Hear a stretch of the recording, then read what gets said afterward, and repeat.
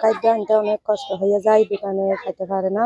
পানিও কম কমার খুব কষ্টের মধ্যে আছি না আমরা। টানা বৃষ্টিপাতের কারণে রাঙামাটির কাপ্তাই হ্রদের পানি দ্রুত বৃদ্ধি পেয়েছে। বর্তমানে কাপ্তাই হ্রদের পানির যে স্তর, যে লেভেল, সমুদ্র পৃষ্ঠ থেকে 108.75 ফুট MHL। তো এই পানির চাপ কমানোর জন্য কাপ্তাই জলবিদ্যুৎ কেন্দ্র কর্তৃপক্ষ যে কাপ্তাই বাঁধের যে 16টি স্পিলওয়ের যে 16টি দরজা, প্রত্যেকটি দরজায় 3.5 ফুট করে পানি ছাড়া হচ্ছে। তো যার কারণে কর্ণফুলীর নদীর স্রোত বেড়ে গেছে এবং রাঙামাটি বান্দরবান সড়কের চন্দ্রকোনা এলাকার যে ফেরি চলাচল সেটা বন্ধ করা হয়েছে।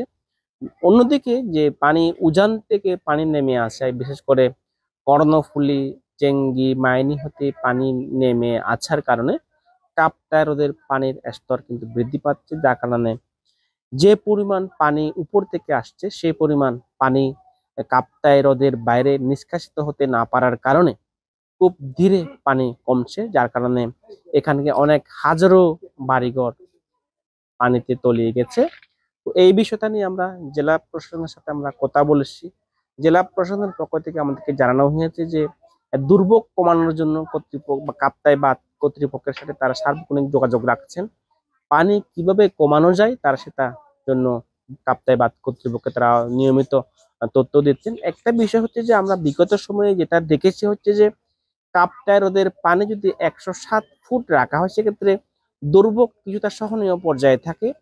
107 ফুট যদি ওভার হয় সেক্ষেত্রে অনেক বাড়িঘর তলিয়ে যায়। তো এই বিষয়টা নিয়ে আমরা প্রতি বছরের দেখি যে এই দুর্ভোগটা বাড়ে। তো এই বছর যেহেতু বৃষ্টি 1 মাস আগে থেকে বৃষ্টিপাত হচ্ছে, কন্টিনিউ বৃষ্টিপাত হচ্ছে, যার কারণে এই দুর্ভোগের চিত্রটা কিন্তু আমরা এই বছর সবচেয়ে বেশি দেখতে পাচ্ছি। এটা নির্ভর করতেছে রাঙামাটির কি পরিমাণ বৃষ্টি হয়, পাশাপাশি ভারতের মিজোরামের পানিও কিন্তু কর্ণফুলী হয়ে এই কাপ্তাই হ্রদের চলে আসে, যার কারণে দেশে এবং দেশের বাইরে অর্থাৎ ভারতে কি পরিমাণ বৃষ্টিপাত হয় এবং কাপ্তাই জলবিদ্যুৎ কেন্দ্র কি পরিমাণ পানি ছাড়ে সেটার উপর নির্ভর করতেছে কাপ্তাই হ্রদের পানি কবে সহনীয় পর্যায়ে আসবে। এই হচ্ছে আমার কাছে রাঙ্গামাটির কাপ্তাই পানি বৃদ্ধির সর্বশেষ তথ্য।